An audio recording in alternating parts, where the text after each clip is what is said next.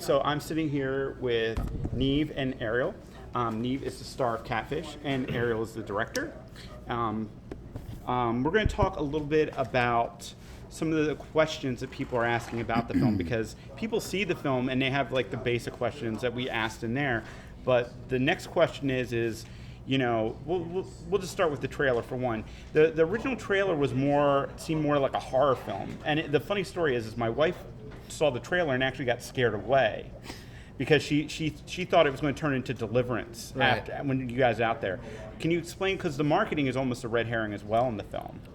Yeah, it was a tricky thing. I mean, they wanted to sell a documentary about, I guess about sort of a real life online romance. Yeah, which is not a big ticket item really, I guess. And I think there was an idea that this movie could sort of branch out across generations and certainly interest a lot of teenagers. And in order to do that, I guess they wanted to scrap the word documentary from the pitch, which was a little insulting at first because I'm a documentarian. Yeah. Also scrap the idea that it was in Sundance, which was a little insulting because that's been my life goal. Yeah. And go with this campaign. I ended up liking it because I'm sorry that your wife got scared away because it's not that kind of horror movie in the end, but it is a red herring, and I'd rather say less than give the whole movie away. You know? Yeah, and on that note, the funny thing is the people who did go and were expecting that, they were pleasantly surprised. Yeah, thank God. And I went there expecting the horror, and the funny thing is another guy with me who was a big horror fan, and he was like, this wasn't what I expected, but it was really good anyway. But then you have to kind of reconvert the people and tell them it's not what you think it is. It's okay to come. Right, so we're sort of going out now and changing the campaign a little bit and saying, all right, now that people have gone to see it, if you were scared away the first week, don't worry, it's actually not Deliverance, although it could have been. And you know what scene I'm talking about. That could have gone in any direction. But yeah, it's more than that. Yeah. It's not just a paranormal entity in a garage late at night. It's something you can really hold on to. It's a human story. Yes, it's very human. And now here for the next big question that's kind of like the big thing on the internet right now. Is Catfish real? Like a lot of people, because we are in the kind of the generation right now where a lot of the filmmakers are putting out these films that are pseudo-documentaries that they come out, like the one with Joaquin Phoenix that just came out, The Fourth Kind, like all these films are coming out and then you find out, oh, it's not real. Right. Is Catfish indeed real? Yes. Yeah, it's a completely authentic telling of the story of what happened to me. I had this crazy experience, and they happened to capture it on film. We now, and always did, understand just how kind of crazy and lucky and strange it was that this happened to me and that they happened to film it and that we had everything that we needed to tell the story. We get that. Yeah. But I think for people who see it and then who really want to know more and look up us and hopefully they'll find interviews like this, they'll see like, wow, these guys are for real. Yeah.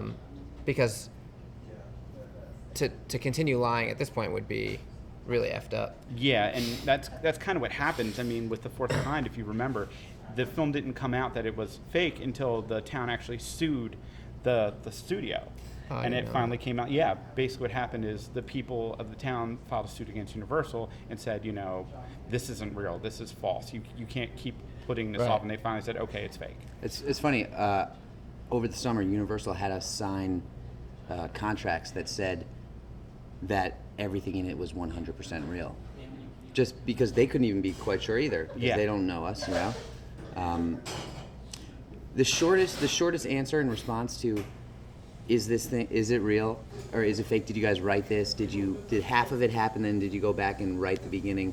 Is that we are not that good.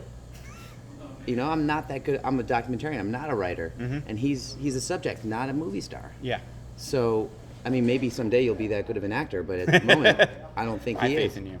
Yeah. I mean, good luck. Yeah.